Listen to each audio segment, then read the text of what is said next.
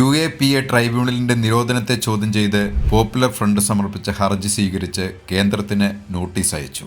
Popular front of ഇന്ത്യക്കെതിരായ കേന്ദ്രത്തിന്റെ 5 വർഷത്തെ വിലക്ക് ശരിവെച്ച ട്രൈബ്യൂണലിന്റെ തീരുമാനത്തെയാണ് ചോദ്യം ചെയ്തത്. ഡൽഹി ഹൈക്കോടതി തിങ്കളാഴ്ച സമർപ്പിച്ച ഹർജി ഫയലിൽ സ്വീകരിച്ചു.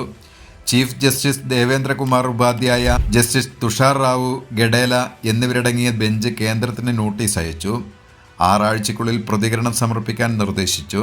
PFIക്ക് പ്രതിവാദം സമർപ്പിക്കാൻ 2 ആഴ്ചത്തെ സമയം അനുവദിച്ച കോടതി അടുത്ത വാദം കേൾക്കാൻ 2026 ജനുവരി 20 മാറ്റി. മുകളിൽ പറഞ്ഞ കാര്യങ്ങൾ കണക്കിലെടുത്ത് UAPA നിയമത്തിലെ സെക്ഷൻ 4 പ്രകാരം പാസാക്കിയ ട്രൈബ്യൂണലിന്റെ ഉത്തരവിനെതിരെ ഭരണഘടനയുടെ ആർട്ടിക്കിൾ 226 പ്രകാരം ഫയൽ ചെയ്ത ഒരു റിട്ട് ഹർജി പരിഗണിക്കാനും നിലനിർത്താനും ഈ കോടതിക്ക് അധികാര പരിധിയുണ്ടെന്ന് ഞങ്ങൾ ഓർമ്മിപ്പിക്കുന്നു.